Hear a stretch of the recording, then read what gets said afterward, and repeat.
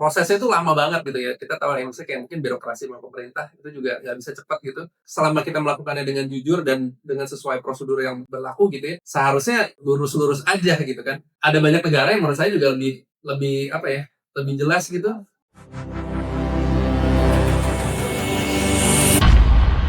Gizmo Talk Podcast by Gizmology.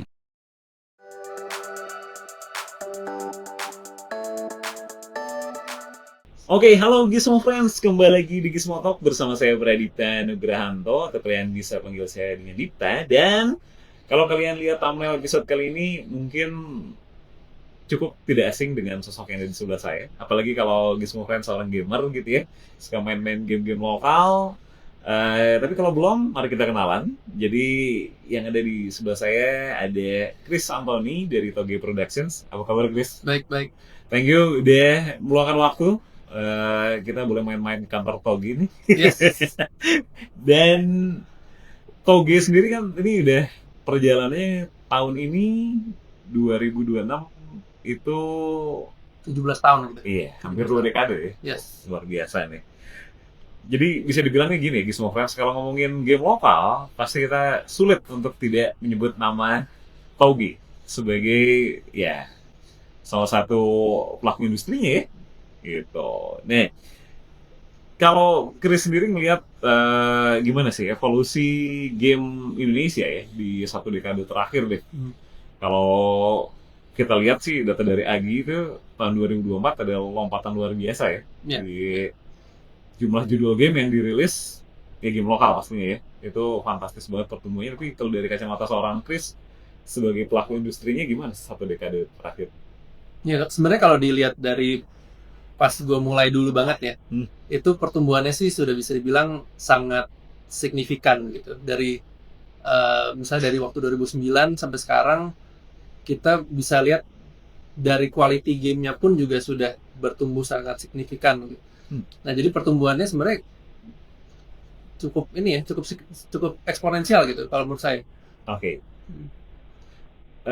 Apa nih matriksnya, apa yang menurut Chris oke ini memang udah dari yang tadinya mungkin bukan suatu bisnis yang dilirik investor, belum jadi pekerjaan yang wah kayaknya bisa nih berkarir di industri game Indonesia gitu.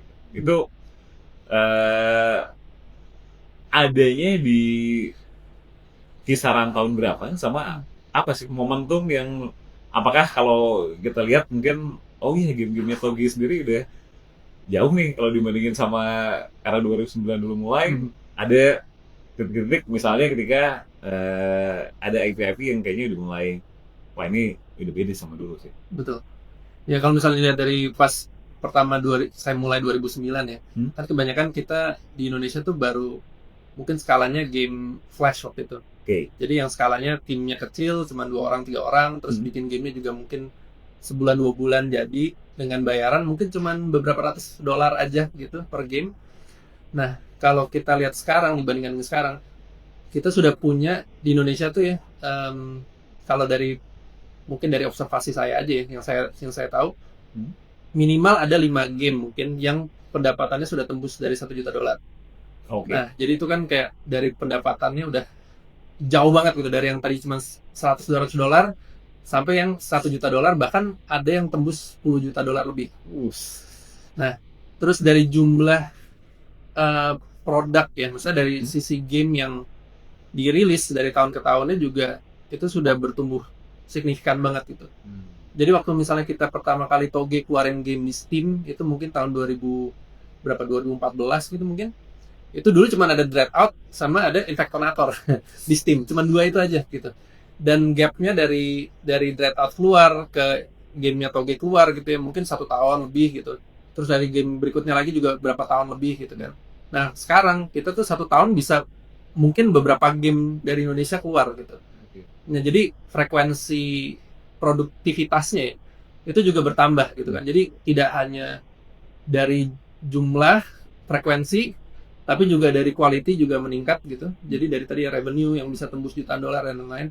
Nah jadi kalau kita lihat itu udah trajektorinya tuh bisa dibilang kayak kurva eksponensial gitu ya kalau kita lihat. Nah, Wah, berarti ini sebuah kabar yang menggembirakan Gears of Friends karena ya ada satu hal elemen yang tadinya mungkin dianggap sebagai pelengkap industri teknologi gitu ya, sekarang udah punya peran penting banget dong kalau gitu kan. Kenaikannya dari 100 US dollar ke 1 juta lebih. Silahkan dikali. Berapa ide? Oke, nah, tapi di sini juga yang mungkin Gears of Friends masih sedikit bingung gitu ya. Mungkin dulu taunya ketika Toge awal-awal merilis salah satunya mungkin Infectonator ya, sebelum title populer kayak Capitalk, posisinya sebagai developer ya. Developer. Awalnya dari dev game, dan akhirnya sekarang punya peran publisher juga gitu. Nah, tapi mungkin Gears of Friends masih ada yang kebingungan gitu ya. Apa sih bedanya developer dan publisher gitu, dan kenapa Toge akhirnya memilih untuk punya dua-duanya? Ya. Nah, jadi kalau developer itu kan fokusnya di pengembangan gamenya gitu ya. Jadi kalau saya ibaratkan sebagai buku misalnya, penulisnya itu developer, ya kan? Nah, penerbitnya itu publisher. Nah, jadi kalau kita dari kacamata penulis itu kan lebih berkarya, bikin tadi ya karya kreatifnya. Tapi untuk dari sisi distribusi, marketing, mungkin penjualan dan lain-lain itu biasa dipegang sama si penerbit, which is publisher. Nah, jadi salah satu alasan kenapa Toge Productions itu mungkin mengembangkan sayap ke publishing juga ya. Itu kita di sekitar 2015, 2016 itu dulu ada semacam mungkin kayak semacam drop dari industri game kita. Jadi waktu zaman dulu kan banyak yang fokusnya di game Flash.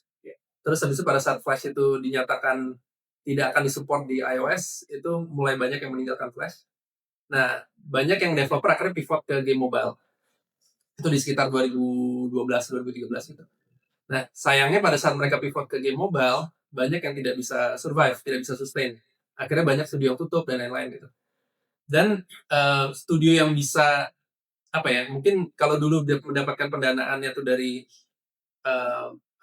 portal-portal game Flash, pada saat pindah ke mobile tuh mereka tidak bisa mendapatkan pendanaan seperti itu lagi. Nah, jadi kendalanya waktu itu mencari funding, ya kan? Nah, itu kemana gitu. Jadi akhirnya mencari publisher ke luar negeri. Nah, sayangnya waktu itu Indonesia masih dianggap mungkin negara berkembang yang tidak punya track record gitu ya. Jadi banyak publisher luar tuh juga tidak percaya gitu pada saat ada yang pitching dan lain-lain. Mereka kayak, wah ini siapa gitu kan, kalian produknya kualitinya bagus nggak ya? Nah, itu jadi banyak yang ditolak lah ibaratnya sama publisher. Nah, akhirnya waktu itu salah satu kendala yang dilihat di dari Toge Production, kita melihat bahwa teman-teman kita tuh tadi banyak yang kesulitan dan lain-lain. Terus kita pikir, oke, gimana cara kita bisa membantu mereka dan juga membantu komunitas game developer di Indonesia. Nah, jadi awalnya tuh kita bikin kolaborasi joint project gitu, kayak kerjasama antara Toge dengan studio lain. Tapi setelah kita jalanin mungkin kayak beberapa project, lama-lama kita berasa kayak, oh ini kayak kita jadi kayak publisher juga gitu. Nah, jadi akhirnya sekitar 2016, 2017 kita putuskan untuk kayak ya udah kita jadi publisher juga aja gitu, untuk membantu setidaknya developer-developer di Indonesia ini biar bisa memasarkan produk mereka ke global. Nah, jadi kita bantu. Nah, itu awal-awalnya ya itu ada Mojiken, dulu ada Game Changer gitu ya. Kita bantu untuk publish game mereka ke market internasional. Oke. Ini menarik di Sokras ketika Chris ngomongin soal market internasional. Sementara kalau teman-teman suka mainin game-gamenya Toge gitu ya, itu kan biasanya ada elemen-elemen lokal dalamnya gitu ya. Yang paling terkenal mungkin Gears of Friends tahu di A Space for the Unborn gitu ya. Itu begitu kental sekali elemen lokalnya. Tapi jauh sebelum itu pun di Coffee Talk juga ada, bahkan ketika sama Mojiken di Ultra Space Battleground juga sudah ada ya. Betul. Sudah ada. Ingat banget dulu waktu itu kayaknya belum akuisisi Mojiken. Belum. Itu. Tapi di situ udah ada kerjasama kan antara Toge dan Mojiken gitu. Dan yang luar biasa Gears of Friends pada zaman itu sudah ada implementasi musik dangdut misalnya, gitu kan, dan nama-nama yang Indonesia banget gitu sebagai karakter game yang pasarnya justru juga bukan pasar-pasar Indonesia malah ya, bisa dibilang ya. Nah itu apa sih pertimbangan Chris ketika oke kita punya IP judul-judul yang setiap judulnya sebisa mungkin ada elemen Indonesia gitu. Ya sebenarnya kan kalau kita berkarya gitu ya pasti kan ada apa ya identitas kreatornya ya, identitas dari seniman yang mengerjakan karya tersebut gitu. Nah jadi karena kita memang orang Indonesia gitu, jadi kita pengen ada identitas Indonesia kita di dalam karya yang kita buat. Bahkan dari zaman kita bikin Infectonator di game Flash pun itu udah ada elemen-elemen Indonesia. Misalnya contohnya kita bisa nyerang kota Jakarta gitu, dan kalau kita pas nyebarin virus zombie di Jakarta, orang-orangnya juga ngomongnya pakai bahasa gaul gitu kan. Nah jadi kita udah ada elemen-elemen seperti itu, dan itu yang bisa dibilang apa ya, jadi salah satu ciri khas yang ada di dalam game-game kita, bahwa ya karena kita game developer Indonesia pasti ada ya mungkin unsur Indonesianya sedikit gitu ya, yang mungkin tersembunyi di dalam gamenya, yang dengan harapan nanti kita juga bisa mengintroduce culture kita ke pemain di seluruh dunia dari situ. Oke. Ini menarik ya kalau ngomongin introduction culture gitu. Cukup banyak challenge nggak sih kalau misalnya tadi penggunaan nama cover gitu, Indonesia banget gitu kan. Gak semua orang luar kan bisa melafalkan nama-nama Indonesia. Itu gimana pertimbangan? Nah itu memang kita kayak harus memang ada balance kali ya. Jadi kita justru dari pengalaman kita bikin game, kita tuh tidak pernah terlalu menekankan Indonesianya di depan. Karena tadi kalau misalnya buat orang luar yang mungkin tidak pernah tahu Indonesia tuh kayak gimana, mungkin mereka jadi terasa alienate ya. Jadi kan kita selalu menaruh kayak sesuatu yang mereka familiar dulu, sesuatu yang mereka bisa relate. Misalnya contohnya kalau Infectonator ya zombie apocalypse gitu kan. Nah, atau misalnya kayak USBB mungkin lebih kayak ini game game ya so-called game fighting gitu. Nah terus elemen Indonesianya baru kita selipkan di situ. Nah jadi memang kita berusaha kayak kita consider kadang-kadang misalnya nama yang mungkin lebih mudah buat dilafalkan atau setidaknya tidak terlalu aneh buat orang luar. Nah itu kita masukin di situ, dan ya itu ada ini juga ya proses trial and error juga memang. Oke. Nah kalau ngomongin trial and error nih ya, dan juga urusan sama Indonesia nih. Mungkin Gizmo Friends juga ada yang ingat gitu ya. Beberapa kali nama Chris ini viral di media sosial karena kejadian-kejadian yang ya bisa dibilang kurang mengenakan ya, sama urusan legal atau ya perizinan di Indonesia nih. Sayangnya beberapa kali kejadian ya, yang pertama kali mungkin boleh Tommy koreksi kalau salah, yang ramai banget jadi perbincangan bahkan sampai masuk kanal-kanal media besar adalah ketika Tommy dan Chris mengalami problem ketika devkitnya Nintendo Switch 1 ya. Betul. Dulu nggak bisa masuk ke Indonesia. Bisa ya, betul. Oke. Itu kejadiannya tahun 2000 berapa ya? 2017? Iya, tahun ini. Mungkin nggak lama setelah konsolnya rilis. Iya. Akhirnya mau develop buat Nintendo Switch, nggak bisa masuk sini. Betul. Gitu. Nah itu kan kalau dilihat dari kasusnya sampai sekarang, itu kan juga ada hampir 10 dekade. Yes, betul. Gimana? Ada perubahan nggak sih secara ya kebijakan dan lain, bagaimana pemerintah sebagai sekarang kan dari berbagai kementerian, Komdigi, terus ekonomi kreatif, juga melihat oke, game ini salah satu faktor bukan faktor juga, mungkin salah satu elemen dari industri kreatif Indonesia yang layak disupport. Nah, dari kejadian 10 tahun lalu yang hampir ya, dan sekarang udah banyak berubah belum sih sistem regulasi kayak gitu?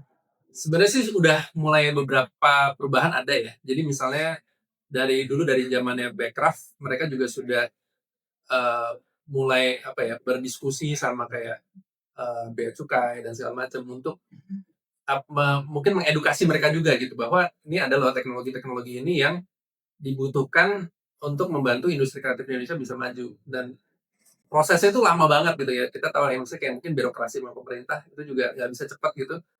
Nah jadi sekarang bisa dibilang ya mungkin slightly lebih mudah gitu. Ada bantuan-bantuan dari misalnya Backcraft, mungkin sekarang Kemenparekraf ya, untuk bisa membantu memediasikan itu tadi. terus juga mungkin ada sebenarnya sih mungkin dalam waktu dekat mungkin akan ada apa ya namanya ya, hal-hal baru tapi mungkin saya belum bisa ngomongin. Nah itu perubahannya ada gitu, perubahannya ada. Sayangnya menurut saya sih proses perubahan itu terjadi hampir 1 dekade gitu, di mana teknologi itu kan bergeraknya cepat sekali ya. Nah jadi bayangin kalau misalnya di industri tech atau industri kreatif yang sangat bergantung dengan teknologi baru, misalnya contohnya VR atau apapun lah itu ya. Begitu ada teknologi baru, kita harus bisa saat itu juga bisa nyobain gitu, biar kita bisa ngejar ketinggalan teknologinya kan. Nah tapi kalau misalnya pemerintah untuk melakukan perubahan regulasi itu lama banget, jadi teknologi di Indonesia kita akan selalu tertinggal gitu. Nah itu yang menurut saya kayak pemerintah kita perlu mungkin sedikit lebih punya political will kali ya untuk melakukan itu gitu. Karena sebenarnya itu purely kebijakan aja sih. Kebijakan tapi mungkin levelnya harus ke DPR or something gitu ya. Mungkin yang rada tinggi gitu. Dan itu mungkin ya tadi takes time. Oke. Wah, kalau 1 dekade sih emang lama ya gitu. Dan kalau ngomongin soal kebijakan gitu ya, selain batu sandungan yang dihadapi Chris selama 10 dekade terakhir, ini baru banget nih, ada yang angkat juga nih di Smokehouse. Chris belum lama menyuarakan soal pajak. Ya. Ini gimana sih akhirnya yang titik apa? Mungkin banyak juga yang bertanya gitu ya. Apa yang membuat seorang Chris sebagai pemilik entitas bisnis di Indonesia yang fokus di industri game merasa ke tanda kutip, wah ini sistem perpajakan Indonesia kok gini banget. Ya. Nah jadi kalau ini tuh jadi gini kayak di Indonesia tuh kita sering banget ya kayak misalnya ada peraturan baru yang mungkin petugas di lapangannya itu sendiri kurang paham gitu. Tapi mereka sudah dipaksa untuk mengenforce. Nah, jadi terjadi banyak mungkin semacam misunderstanding kali ya. Nah, jadi kalau misalnya konteksnya kita kan toge tiba-tiba kita diminta kita dibilang kurang bayar. Kita dibilang kurang bayar pajak karena menurut mereka misalnya kayak game dan pokoknya ya game-game itu sebenarnya kayak dibilang kan aset tak berwujud. Nah, di dalam pemahaman pajak aset tak berwujud itu harus diamortisasi. Nah, tapi proses amortisasinya tuh nggak bisa tiba-tiba diamortisasi. Nah, itu ada syarat-syaratnya gitu yang harus dilalui oleh si pemilik aset untuk agar asetnya itu diakui sebagai tadi aset tak berwujud di dalam pembukuan pajak yang kemudian bisa diamortisasi. Nah, proses ininya tuh yang tidak mungkin petugasnya pun belum memahami gitu. Nah, jadi ada kayak semacam kayak menurut saya sih kayak salah pengertian gitu. Nah, jadi itu juga bisa menciptakan kayak buat buat pelaku industri kreatif yang baru mulai nih, misalnya studio-studio yang baru mulai, mereka juga jadi takut kan, misalnya kalau saya bikin game, nanti saya harus diamortisasi apa gimana gitu. Jadi terjadi banyak kayak confusion gitu. Nah, padahal sebenarnya peraturannya tuh kalau kita pelajari sebenarnya itu cukup clear. Tapi yang terjadi di saya waktu itu adalah ada pasal ini tiba-tiba langsung ditembak gitu kan. Nah, padahal kalau kita telaah lebih dalam gitu ya harusnya nggak gitu. Nah, jadi yang saya rasa di Indonesia tuh kayak ada banyak miskom seperti ini gitu. Jadi mungkin ada peraturan ini atau pasal apa gitu ya, tapi interpretasi di lapangannya itu kadang-kadang rada sembrono. Nah, jadi itu yang membuat saya kayak kok gini amat ya. Kalau di negara lain mungkin yang misalnya let's say di Jepang atau di mana gitu kan mereka lebih mungkin bisa dibilang lebih lurus gitu mungkin. Nah, jadi dari sisi kayak pelaku industri kan jadinya kita punya kepastian hukum, kita juga lebih tenang gitu kan bahwa nggak ada yang tiba-tiba asal ditembak terus baru nanti kita merasa keberatan baru nanti ada penyelidikan dan segala macam baru yang oh iya ternyata bapak nggak salah gitu. Tapi kan kayak udah keburu ditodong duluan gitu. Nah, itu yang menurut saya sih tidak tidak baik gitu ya. Di Indonesia sering banget kayak gitu. Tapi akhirnya dari segala benang kusut tadi kalau disebut tanda kutip gitu ya. akhirnya semuanya udah, kalau tadi yang masalah hardware dan regulasinya itu kalau Kukris sudah ya udah oke lah, udah ada perkembangan. Perpajakan ini juga berarti udah sebenarnya menemukan jalan tengah atau ya kalau menurut saya itu masih kayak solusi temporary gitu. Karena sebenarnya masalahnya itu menurut saya lebih apa ya nyebutnya ya, lebih struktural gitu. Karena misalnya gini, contohnya gini, di Indonesia kita sering banget kalau ngomongin pajak, kayak kamu jangan lebih bayar pajak deh gitu. Karena kalau kamu minta duit kamu balik, pasti nanti diribetin. Itu selalu begitu kan. Semua orang selalu kalau ngomongin pajak pasti kayak gitu. Padahal kan seharusnya tidak begitu, ya kan? Kan itu udah ada apa? Kayak kalau kita lebih bayar pajak, meminta restitusi itu adalah hak dari warga negara, benar kan? Nah, jadi seharusnya proses itu tidak boleh, harusnya kita tidak takut gitu. Itu selama kita melakukannya dengan jujur dan dengan sesuai prosedur yang berlaku gitu ya, seharusnya ya lurus-lurus aja gitu kan. Tapi di Indonesia itu sudah menjadi sebuah apa ya, kayak rasanya sudah dinormalisasi bahwa nanti kalau kamu minta restitusi, kamu bakal diubuk-ubuk pajak, kamu bakal digituin, segala macam gitu. Nah, jadi itu sesuatu yang menurut saya udah jadi budaya Indonesia gitu. So-called. Nah, itu yang cukup disayangkan sih. Karena peraturannya sebenarnya ya jelas gitu. Tapi pelaku di lapangannya gitu ya, kadang-kadang mungkin ada yang nakal atau mungkin ada yang tidak mengerti peraturannya sendiri dan lain-lain gitu ya. Jadi pada saat mereka membuat keputusan yang dirugikan adalah warga negaranya gitu. Warga negaranya dicap dulu nih kayak kamu bersalah. Terus baru kamu harus buktiin kamu tidak bersalah. Nah, itu kan aneh gitu. Ya kan? Nah, itu sayangnya di Indonesia sering banget kayak gitu. wah ini masalah yang masalah yang mungkin mudah-mudahan ya dalam waktu yang tidak terlalu lama bisa beres sih. Ya, semoga ya. Saya sih berharap ya jujur aja sih. Kalau sekarang sih gimana ya? Saya sih udah rada pesimis sih jujur aja gitu. Kalau melihat di Indonesia karena ini sudah sesuatu yang sangat mendarah daging gitu di dalam apa ya, di dalam kehidupan bernegara kita gitu. Dan itu udah di segala macam sektor kan. Jadi kayaknya kalau untuk merubah culture seperti ini mungkin tidak akan mudah. Ya, cuma kita bisa berharap aja sih gitu. Oke. Dan kepesimisan Chris ini kalau beberapa kali juga sempat disuarakan ya, dikoreksi aja kalau keliru nih, yang membuat Chris sempat berpikiran untuk memindahkan Toge ke negara lain aja, kita pindah aja deh, tanda kutipnya gitu ya. Dan tadi Chris juga sempat cerita sebelum kita rekaman kalau sebenarnya saat ini pun Toge itu punya apa kantor atau bukan operasional di Singapura itu. Betul. Kita sudah apa ya, terdaftar sebagai perusahaan di Singapura juga. Sebenarnya ya dulu salah satu alasannya adalah kan karena kita ada investor kita pun merasa lebih aman kalau investasinya dilakukan di Singapura. Karena di Indonesia ya itu ya kayak kepastian hukumnya kurang dan segala macam. Jadi itu makanya kita akhirnya buka kantor di Singapura. Walaupun operasionalnya tetap di Indonesia. Nah, cuman itu juga menjadi salah satu apa ya nyebutnya ya, kayak kendala buat studio di Indonesia untuk mendapatkan misalnya investasi atau mungkin untuk bisa berkembang gitu, karena banyak investor asing pun juga takut kalau saya invest di Indonesia nanti aman nggak nih gitu dan lain-lain gitu. Jadi mendingan kita daftarnya di Singapura aja atau daftarnya di negara lain yang lebih jelas gitu misalnya gitu kan. Nah, jadi itu cukup ya sangat disayangkan juga sih. Oke. Tapi ada rencana buat mindahin full operasional ke negara lain gitu? Mungkin kalau kita sih sekarang memang masih lagi diskusiin ya. Maksudnya what is the best mungkin course of action gitu. Cuman kalau dari kendala-kendala yang sekarang mungkin secara operasional masih misalnya development-nya ya. Misalnya operation development-nya masih di Indonesia.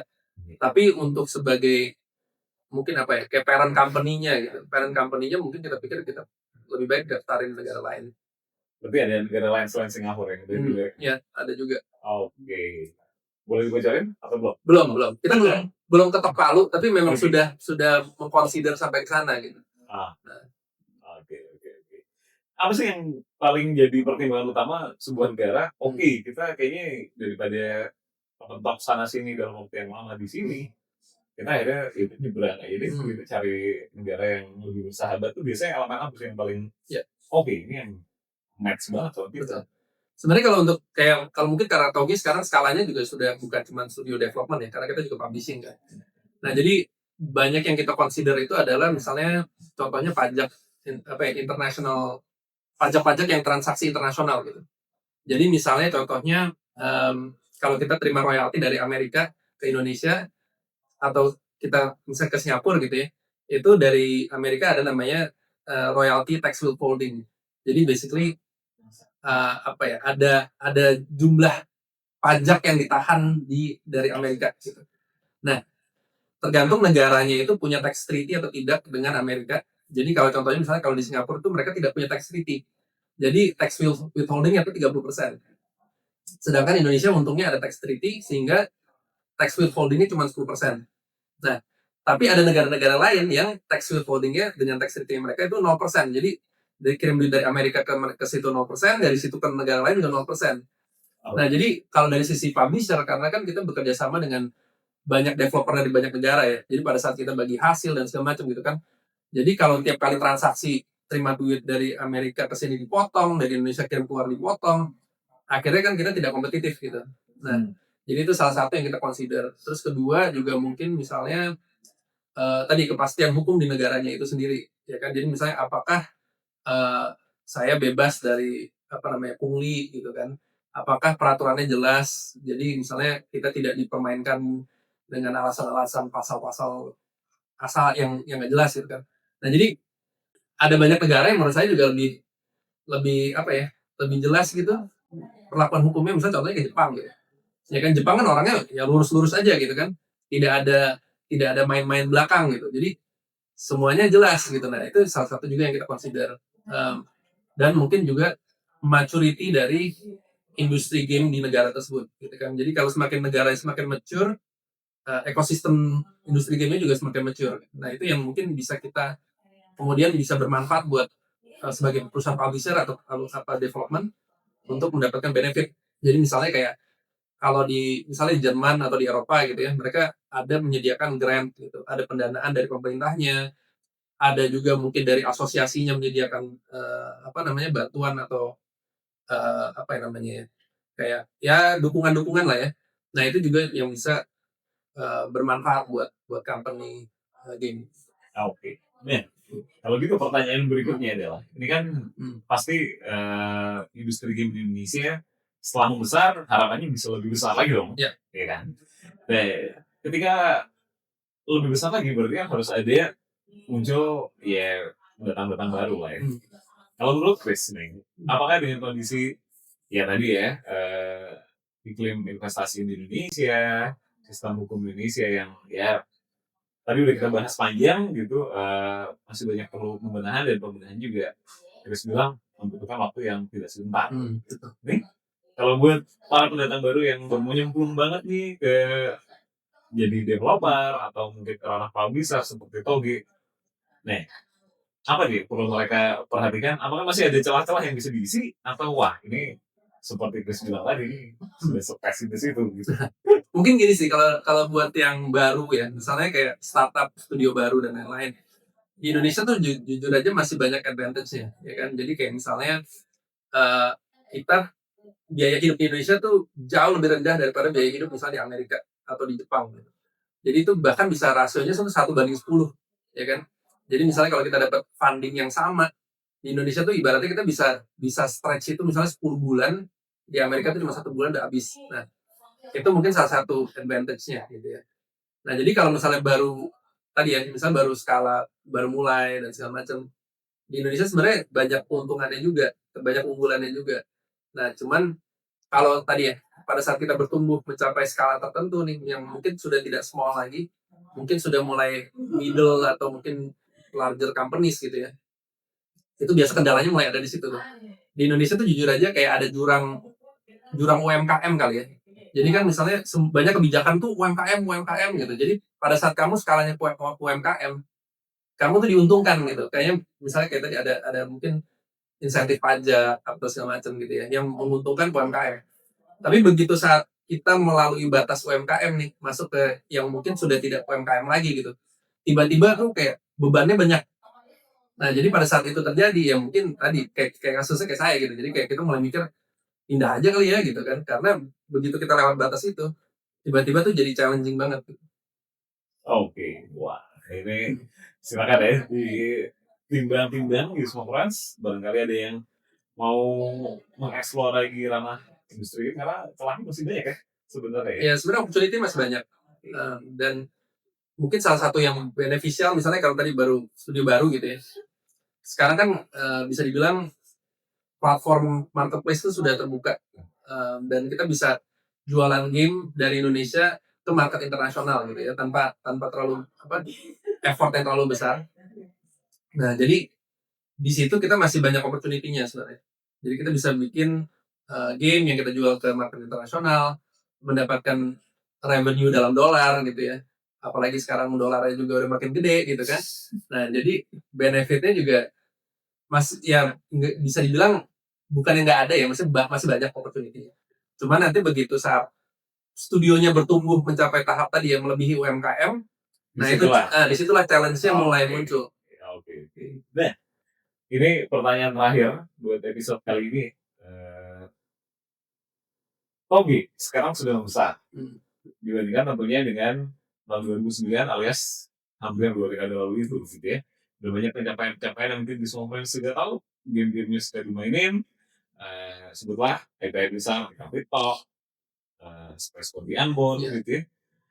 Ada lagi ya sih mimpi-mimpi besar yang selain upcoming title ya, kalau upcoming title di platform-platform digital ya suka bisa lihat lah, ada upcoming title dari Togi gitu kan.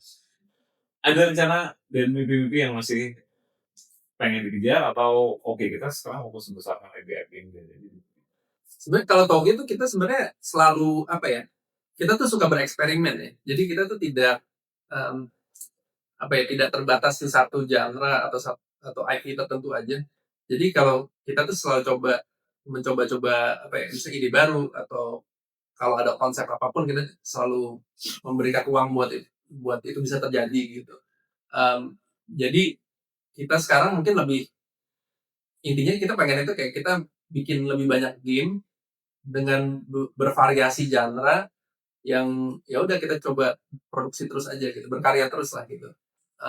Dan karena kita nggak pengen kayak udah coffee talk misalnya gitu kan, terus coffee talk aja gitu. Jadi kita pengen itu ya try new things gitu. Jadi kita tidak menjadi kacamata kuda gitu kali ya. Oke, wah silakan ditunggu nih Gizmo Friends gebrakan berikutnya dari Togi. Dan mungkin kalau ada Gizmo Friends yang sedang mengembangkan game dan mencoba pakainya boleh kali ya pembisnisnya sama Togi gitu kan, atau sekedar ngobrol-ngobrol soal development game dan ekosistem game Indonesia, boleh ngobrol sama Chris atau pengen boleh lewat mana? Actually kita ada program namanya PGFI. Nah itu tujuannya untuk membantu developer muda tadi yang baru mulai dan segala macam untuk bisa punya safety net dan bisa belajar untuk mencoba bikin game dan gagal dan bisa bangkit lagi gitu misalnya. Nah jadi PGFI itu kita sediakan pendanaan hingga mungkin kisaran $10,000 gitu ya. Nah untuk mereka bisa menciptakan prototype atau vertical slice. Jadi kayak belum jadi full game-nya, tapi baru mungkin lebih ke skala demo gitu. Yang nanti kalau misalnya itu punya potensi, itu bisa nanti dikembangkan lebih jauh menjadi game komersil. Nah itu kita selalu terbuka kapanpun gitu. Jadi bisa isi formnya aja di website kita di togeproductions.com/tgfi gitu. Nanti di situ ada link buat Google Form-nya gitu, bisa diisi aja, masukin pitch deck-nya, masukin mungkin kalau ada demo prototype game jam atau apapun bisa dimasukin juga ke situ, nanti kita bisa cek. Wah, oke menarik banget ya harusnya nih. Dan pastinya juga untuk subscribe ke channel YouTube Gizmology, Gizmo Talk tayang setiap hari Senin, dan kita juga ada update reguler di kanal media sosial seperti Instagram dan TikTok di @gizmology. Follow ya, dan pastinya juga untuk akses ke gizmology.id untuk dapatkan info update seputar teknologi yang Oke, kalau gitu sekali lagi thank you Chris buat kesempatan kita ngobrol-ngobrol kali ini. Mudah-mudahan ada insight yang bisa menarik, dan sampai ketemu di episode selanjutnya. Bye.